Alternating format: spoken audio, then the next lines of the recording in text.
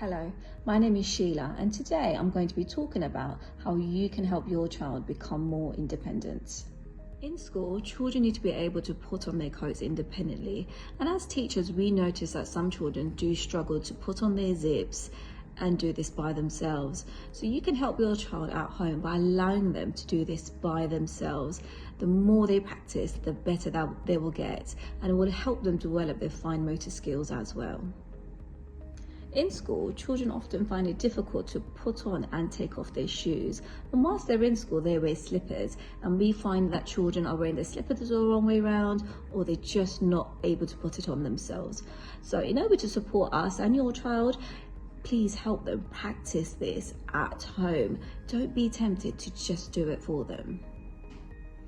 The weather has got really cold, so now is a good time to allow your child to put on their gloves, scarves and hats.